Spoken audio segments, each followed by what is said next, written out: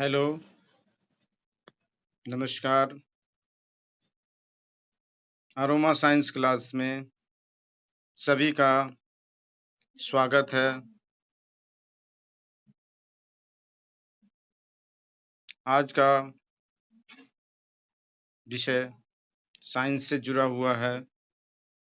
इसके अंतर्गत हम लोग साइंस किसे कहते हैं, व्हाट इज साइंस, बायोलॉजी, इसके अंतर्गत बायोलॉजी के बारे में पढ़ेंगे। वेरियस ब्रांचेज ऑफ बायोलॉजी और एक ब्रांच साइटोलॉजी के तहत आने वाले विभिन्न जानकारियों के बारे में भी हम लोग अध्ययन करेंगे। सबसे पहले हम लोग यह जानते हैं कि साइंस किसे कहते हैं। विज्ञान, वी का मतलब होता विशेष, ज्ञान का मतलब जानकारी। किसी विषय का विशेष या विशिष्ट जानकारी विज्ञान कहलाता है। साइंस का शाब्दिक अर्थ स्पेशल नॉलेज। साइंस का शाब्दिक अर्थ नॉलेज है, special knowledge. The systematic study of any subject is called science. किसी भी विषय का क्रमबद्ध ज्ञान विज्ञान कहलाता है। हम दूसरे तरह से भी इसे रख सकते हैं। The study of why is called science. एक अलग तरह से भी हम लोग इसे परिभाषित कर सकते हैं। The intellectual and practical activity encompassing the systematic study of the structure and behavior of the physical and natural world through observation and experiment is called science. The word science comes from Latin word scientia. Science शब्द Latin word scientia से लिया गया है, जिसका मतलब knowledge होता है। The meaning of science is knowledge. इस प्रकार हम लोग अभी चर्चा किए हैं साइंस के बारे में, डिफिनेशन के बारे में। अब हम लोग पढ़ते हैं बायोलॉजी। बायोलॉजी दो शब्दों से मिलकर बना है, बायो प्लस लॉजी। बायो का मतलब लाइफ होता है, लॉजी का मतलब अध्ययन करना, टू स्टडी होता है। बायोलॉजी का डिफिनेशन इस प्रकार दिया जा सकता है। The science of life and living organism is called biology. अर्थात the study of living organism and life is called biology. या हम शॉर्ट में बोल सकते हैं the study of life is called biology. एक नया शब्द ऑर्गेनिज्म आया है। Any organism is a living entity consisting of one cell. Any organism is a living entity consisting of one cell. अब हम लोग पढ़ते हैं फादर ऑफ बायोलॉजी किन्हें कहा गया है। फादर ऑफ बायोलॉजी अरस्तु को कहा गया है और बायोलॉजी टर्म दिया गया है लेमार्क के द्वारा। बायोलॉजी शब्द दिया गया है। अब हम आगे पढ़ते हैं branches of biology. There are mainly three branches of biology. They are botany, zoology and microbiology. आजकल माइक्रोबायोलॉजी को भी इसमें शामिल कर लिया गया है। माइक्रोबायोलॉजी भी बायोलॉजी के अंतर्गत पढ़ा जाता है। पहला हम लोग ब्रांच बॉटनी के बारे में जानते हैं। बॉटनी का मतलब होता है वनस्पति विज्ञान। The branch of biology which deals with the study of different plants is called botany. Biology का, जीव विज्ञान का वह शाखा जिसके अंतर्गत हम भिन्न भिन्न पौधों के बारे में अध्ययन करते हैं, बॉटनी कहलाता है, वनस्पति विज्ञान कहलाता है। फादर ऑफ बॉटनी थियोफ्रेस्टस को कहा जाता है। बॉटनी का जनक थियोफ्रेस्टस बॉटनी के जनक के रूप में जाने जाते हैं। अगला शब्द है ब्रांच है zoology. The branch of biology which deals with the study of animals is called zoology. जीव विज्ञान का वह शाखा जिसके अंतर्गत हम लोग जीव जंतुओं के बारे में अध्ययन करते हैं, जूलॉजी कहलाता है। जंतु विज्ञान, जूलॉजी का शाब्दिक अर्थ जंतु विज्ञान।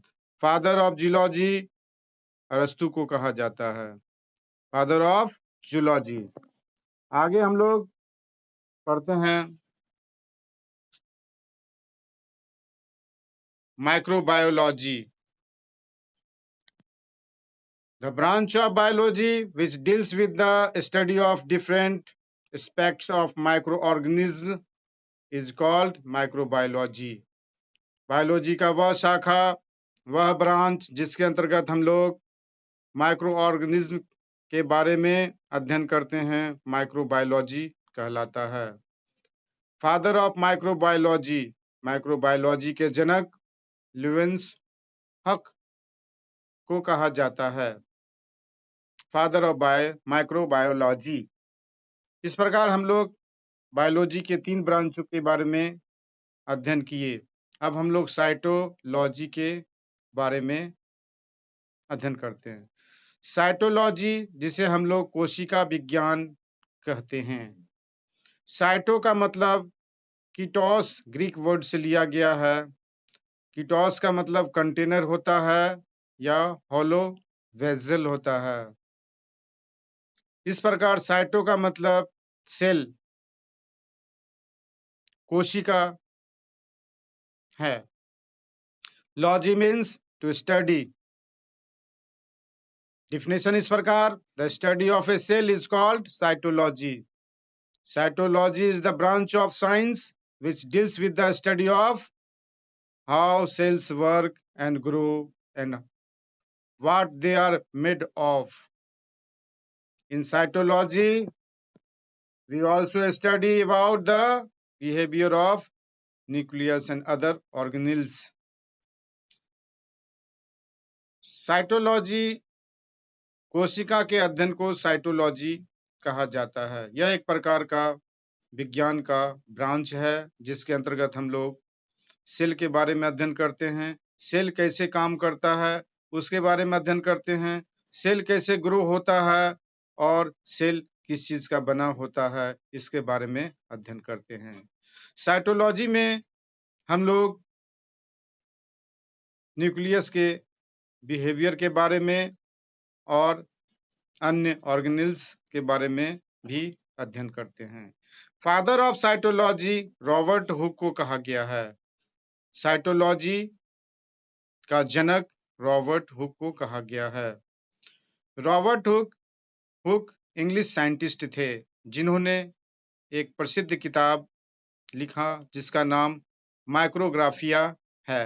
यह किताब 1665 ईस्वी में लिखा गया था। Robert Hooke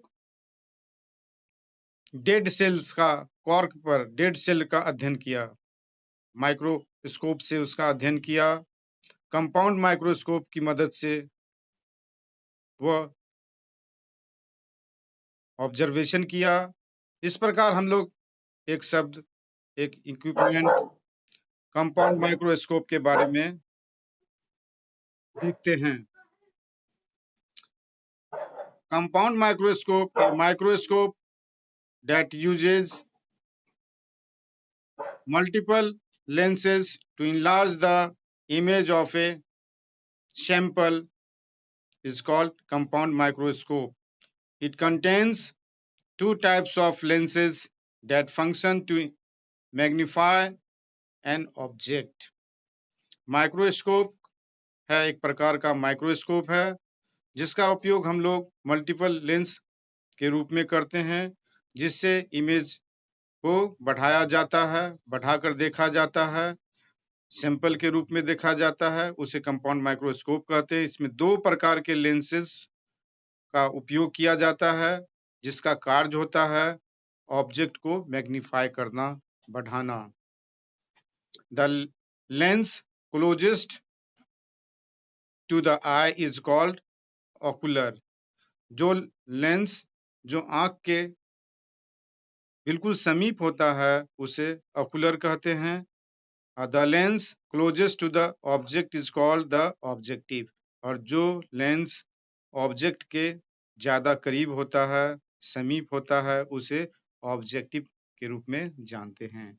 the term cytology coined bye Oscar हर्टविग।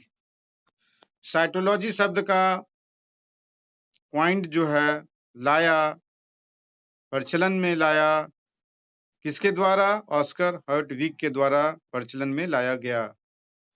Cytogenetics. Cytogenetics 2 शब्दों से मिलकर बना है, साइटो प्लस जेनेटिक्स। साइटो का मतलब सेल होता है, जो पहले बताया जा चुका है। जेनेटिक्स के अंतर्गत हम लोग जीन के बारे में अध्ययन करते हैं। The study of gene is called genetics. Father of cytogenetics H J Muller को कहा जाता है। एच जे मूलर को कहा जाता है। ये अमेरिकन जेनेटिसिस्ट थे। इस प्रकार हम लोग इसमें ये जाने, father of cytogenetics H J Muller को कहा जाता है। आगे हम लोग पढ़ते हैं फादर ऑफ मॉडर्न साइटोलॉजी। आधुनिक साइटोलॉजी के जनक कौन थे? CP Swanson. Father of modern cytology Carl P Swanson थे। इनका एक प्रसिद्ध पुस्तक है द सेल। द सेल इनका प्रसिद्ध पुस्तक है। आगे हम लोग देखते हैं फादर ऑफ इंडियन साइटोलॉजी। भारतीय साइटोलॉजी के जनक कौन थे? ए के शर्मा, अरुण कुमार शर्मा। अरुण कुमार शर्मा ये कलकत्ता के रहने वाले थे। कोलकाता में अध्ययन अध्यापन किए। आगे हम लोग पढ़ते हैं सेल थ्योरी। स्विजडन और श्वामन ये 2 साइंटिस्ट थे। प्लांट साइंटिस्ट थे एक, और एक एनिमल साइंटिस्ट थे। इन्होंने सेल थ्योरी दिया।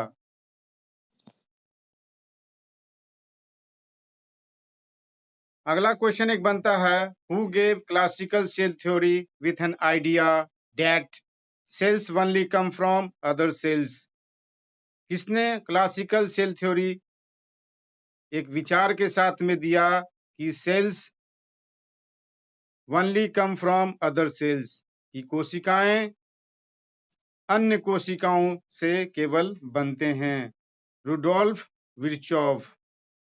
रुडोल्फ विर्चोव जर्मन फिजिशियन थे। इन्होंने 1858 ईस्वी में क्लासिकल सेल थ्योरी एक विचार के साथ दिया। उनका यह विचार था cells only come from other cells. Rudolf Virchow को मॉडर्न पैथोलॉजी का जनक कहा जाता है, called the father of modern pathology. आगे हम लोग पढ़ते हैं सेल। बड़ा ही इंपॉर्टेंट टॉपिक है कोशिका। A cell is the unit of life. Cell जीवन की इकाई है। कोशिका जीवन की इकाई है। इसे अन्य भाषा में भी बोल सकते हैं। Cell is the smallest unit of living organism. Cell living organism का सबसे छोटी इकाई है। और दूसरे भाषा में और बोल सकते हैं, cell is the structural and functional unit of life. Single cell. Single cell को हम लोग जायगोट के रूप में बताते हैं, बोलते हैं। जायगोट सिंगल सेल है। जायगोट जब सेल डिवीजन अपने आप सेल डिवीजन होता है इसमें, और कई सेल्स बनते हैं, और कई सेल्स ग्रुप ऑफ सेल्स बनकर टिश्यू उत्तक बनते हैं, और आगे चलकर टिश्यू सिस्टम उत्तक तंत्र बनते हैं। कई उत्तकों से मिलकर ऑर्गन बनता है, अंग बनता है, और कई सेम ऑर्गन सिस्टम्स ऑर्गन से एक सिस्टम बनता है, ऑर्गन सिस्टम्स कहलाता है, अंग तंत्र कहलाता है, और कई अंगों के सुचारू रूप से काम करने से अलग अलग ब्रांच में काम करने से आगे चलकर हमारा एक विशाल महत्वपूर्ण शरीर बनता है, जीवधारी का शरीर बनता है, उसे बॉडी कहते हैं। इस प्रकार हम लोगों ने आज साइंस के अंतर्गत, बायोलॉजी के अंतर्गत कई ब्रांचेस के बारे में अध्ययन किया। साइटोलॉजी के तहत भी महत्वपूर्ण पहलुओं के बारे में अध्ययन किया, जो प्रतियोगिता परीक्षाओं में अक्सर पूछे जाते हैं, सवाल आते हैं। आप तमाम लोगों से अनुरोध है, मेरे प्यारे विद्यार्थियों से भी अनुरोध है कि वे ज़्यादा से ज़्यादा इस वीडियो को शेयर करें, लाइक करें। कमेंट बनता है तो कमेंट भी करें, दोस्तों तक शेयर करें, आपस में डिस्कशन करें, अध्ययन करें, मनन करें।